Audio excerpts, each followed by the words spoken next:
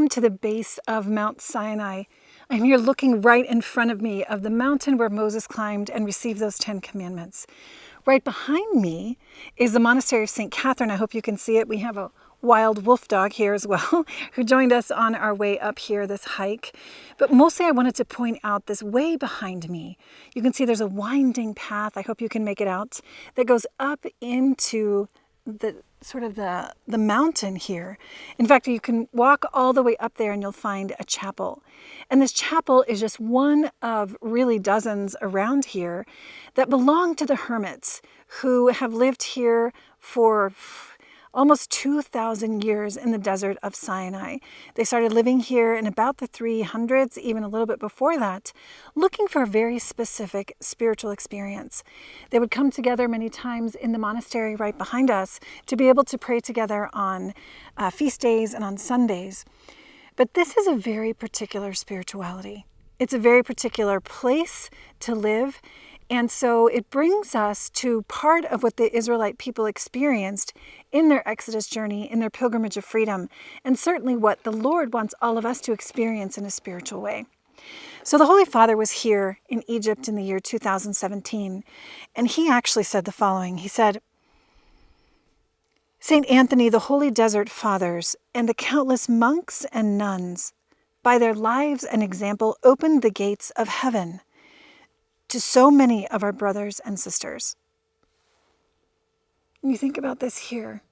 By living here in the desert, they opened the gates of heaven to many of us because they sent us out, or they send us out, and they challenge us to live that spiritual pilgrimage.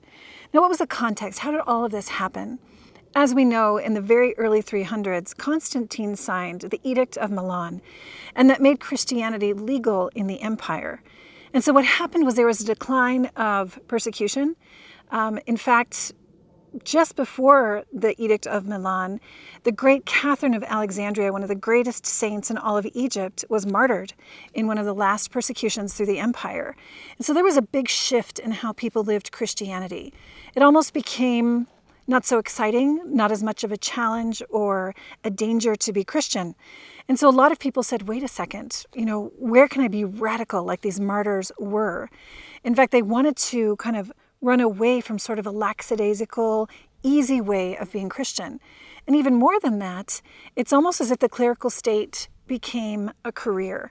And so to be a priest was not just, it is still, and it still was, being a shepherd to my flock, giving my life for all the people around me like Moses did here on this mountain. It became a career. It became something where you climb the ladder to be famous, well-known, and respected. And so there are many Christians at that time, lay people, who said, no, I would prefer a life of solitude, austerity, and sacrifice in the desert, because that was really the only alternative to a martyrdom of blood. And so the remedy to all of this decline became the monastic movement. They withdrew from public life and retired into solitary places, most of all in these deserts of Egypt.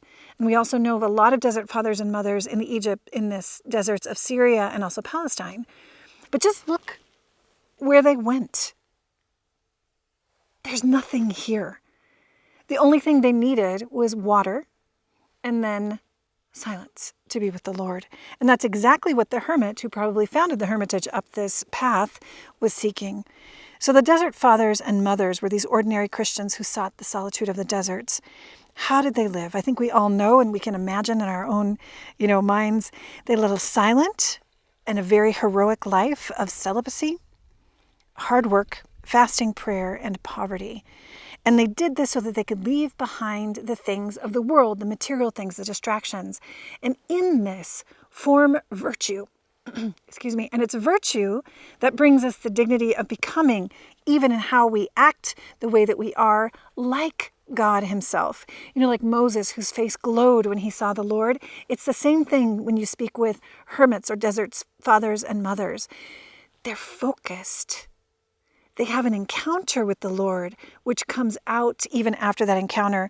The individual encounter is over, or in the sense that when they meet people, there's something that communicates peace and dignity and divinity. And that's exactly what they were looking for. It's like a way of life formed the spiritual basis for all of the Western monasticism and also everything that has to do with our own spiritual life and growth. So some of the writings that we have of these great desert fathers go back to the 3rd century, which is the 200s.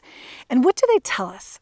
They have a lot of interesting stories, different anecdotes about the highlights of their life and really underlining the primacy of God's love, as well as the purity of heart, which is so necessary. It's kind of foundational to the spiritual life because as we know in the Beatitudes, blessed are the pure of heart because they will see God. And so that is what they were looking for. Henry Nouwen wrote a book about the desert fathers and mothers, and you can see the title of that book in the material we'll send you along with this. But this is one of the things he talks about when writing about the Egyptian hermits of the 4th and 5th centuries. And that's exactly the time of Anthony. This is what he says. They were men and women who withdrew themselves from the compulsions and manipulations of their power-hungry society in order to fight the demons and to encounter the God of love in the desert.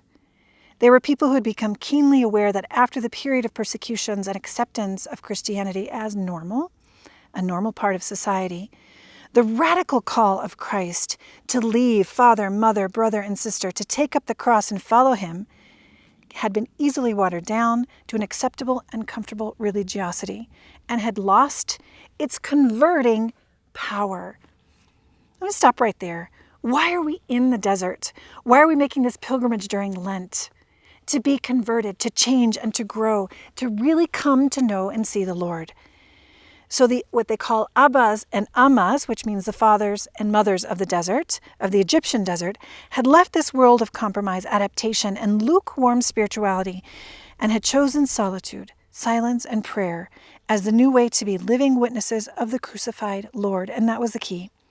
Thus they became the new martyrs, with a humble life of manual work, fasting, and prayer.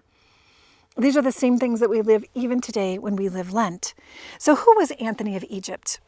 So they said he grew up in 251. Well, he was born in 251, and then here in Egypt, and he lived as a hermit for many, many years. In fact, he was one of the famous holy abbots and really a reference point for all of the other hermits, even to the point where they call him the father of monks.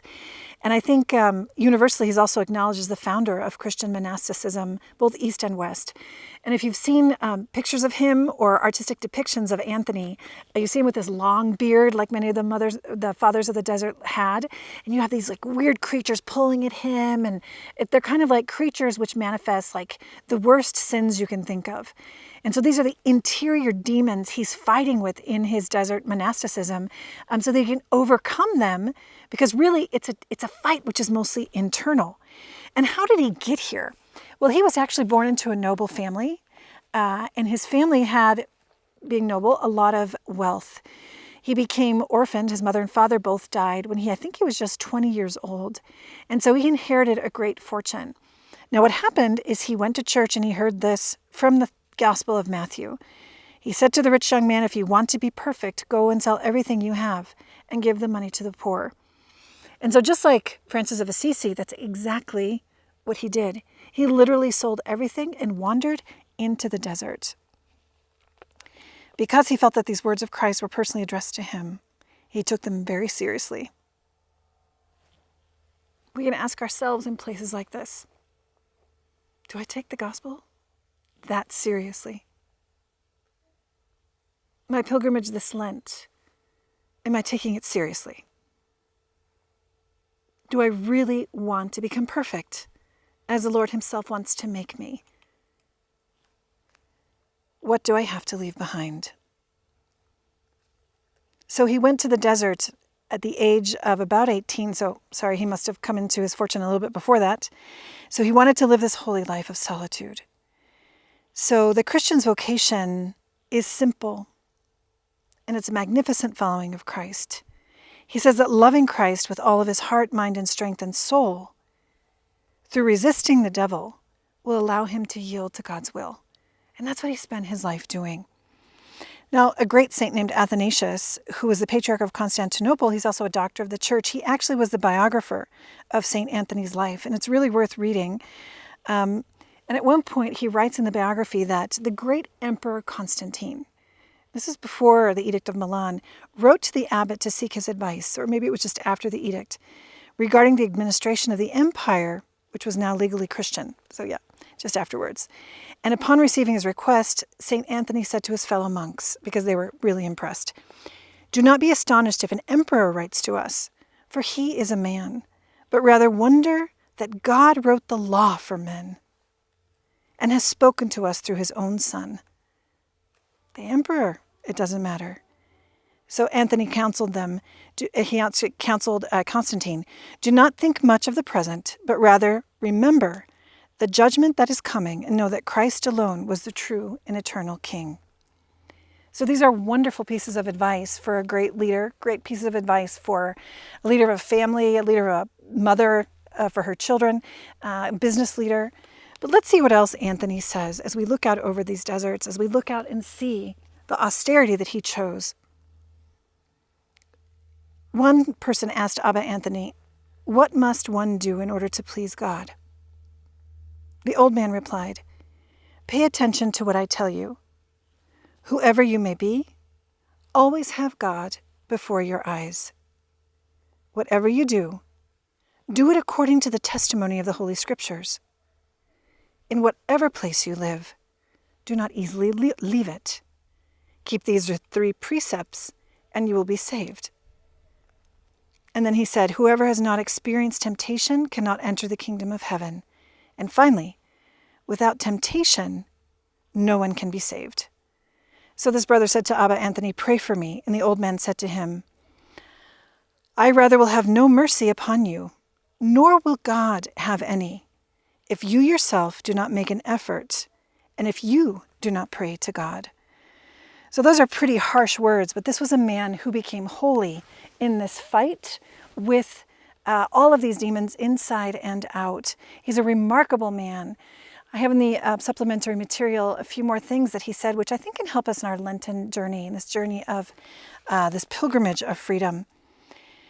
Let's remember, though, this process, this journey is one of prayer, self-renunciation, and fasting, with the Word of God before us and a strong sacramental life to make our pursuit for holiness more reachable and concrete.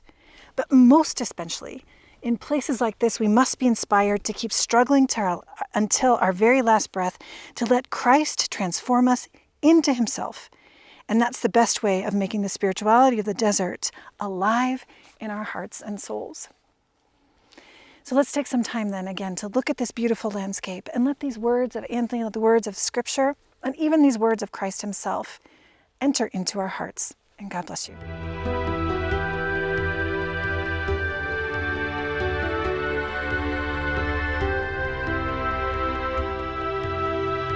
Saint Anthony, pray for us.